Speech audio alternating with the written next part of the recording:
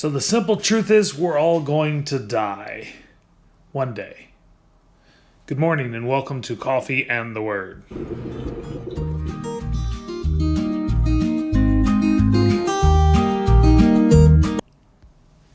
So we're all going to die one day.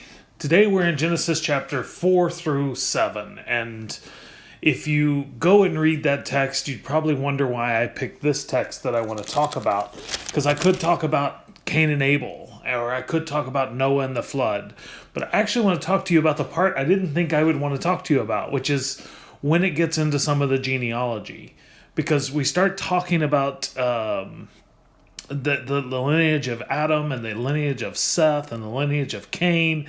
And I want you to listen to the uniqueness of this. In chapter 5, it starts this way. When God created mankind, he made them in the likeness of God. He created them male and female and blessed them. And he named them mankind when they were created. And Adam lived 130 years. He had a son in his own likeness, in his own image, and named him Seth. After Seth was born, Adam lived 800 years and had other sons and daughters. Altogether, Adam lived a total of 930 years, and then he died. Seth lived 912 years, and then he died. Enoch lived 905 years, and then he died. Kenan lived a total of 910 years, and then he died. And it just keeps going, and then he died. And it struck me as I was reading this and as I was listening to this, death and taxes truly are the certainty. Except for one guy in the story, and we'll talk about him in just a minute. But I want us to understand something. Death is something that all of us will face, at least physical death. In fact, it's the thing that God told Adam when he told him not to eat of the tree of knowledge of good and evil. If you eat of it, for surely when you eat of it, you will surely die. And then we read in chapter 4 or chapter 5, we read this constant barrage of he lived this long and then he died. He lived this long and then he died. And you're like, well, after 910 years, I want you to understand something. It's shortly after this that God shortens the lifespan of man quite a bit. And he's like, my spirit's not going to contend with man forever. His days will be numbered. And we're not going to talk about that today because that's a whole different story. We'll probably talk a little bit about that tomorrow when we get into that text. I hope you're following along with me in the chronological order of the Bible. If you're not and you'd like to join me, jump on to the Bible app and look into plans. There's one that's called Chronological Order. And if you'd like to join me, send me a message. But anyway, so as I was reading through this whole story, there's this constant theme of, and then he dies, until you get to a guy in verse 21. And this guy's name is Enoch. It says, when Enoch had lived 65 years, he became the father of Methuselah. After he became the father of Methuselah, Enoch walked faithfully with God 300 years and had other sons and daughters.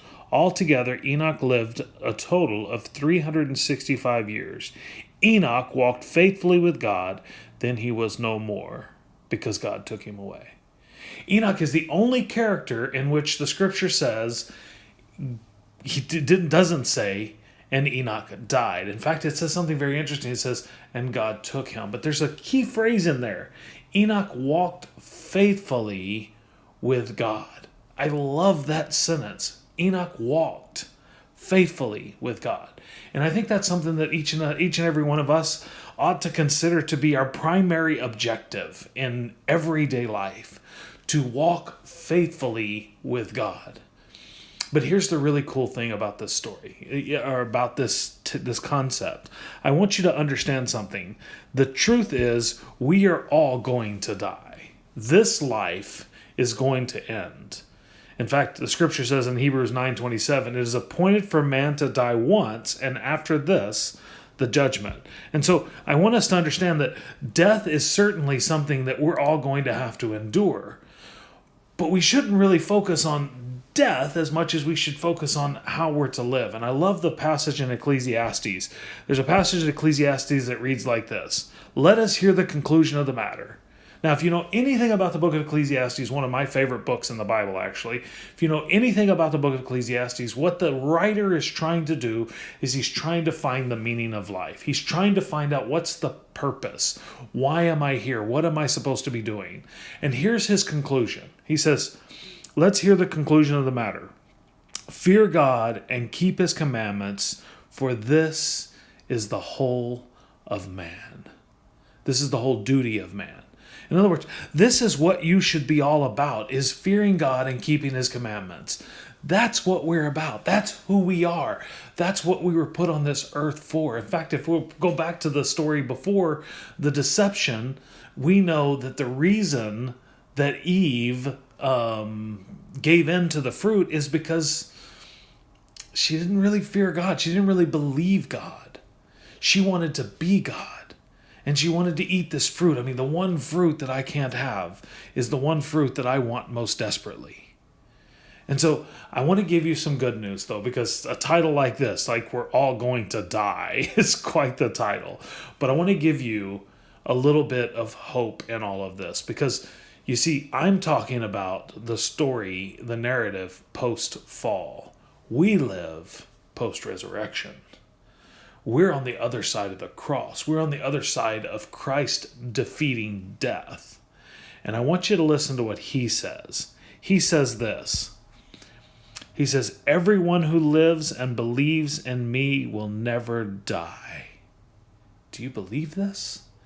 Everyone who lives and believes in me will never die. What a concept. What a thought. What a promise. Everyone who believes in me will live and not die. So when I say you're going to die one day, this physical body will cease to exist. But if you go over to 1 Corinthians chapter 15, we're told that we're going to put away this temporary body, and we're going to put on an eternal body. While we're all going to die, I want us all to realize that if we will believe in him, we will live forever. And that's a promise worth holding on to. That's a promise worth pursuing. It's really interesting to me. In the midst of this pandemic, we've all been worried about death. In ways maybe we haven't. Maybe this pandemic helped us realize the temporal reality of life. But I think instead of us trying not to catch a virus, what we ought to be doing is trying to connect with Jesus. Because in the end, we're all going to die. But all who call on the name of the Lord will be saved. I hope you have a wonderful Tuesday. I hope this encourages you. I know I started with we're all going to die, but I wanted you to end with this. We all have the opportunity to live. Fear God and keep his commandments, for this is the whole duty of man. Pursue Jesus and live forever. God bless you. I hope you have a wonderful rest of your day. This has been another edition of Coffee and the Word.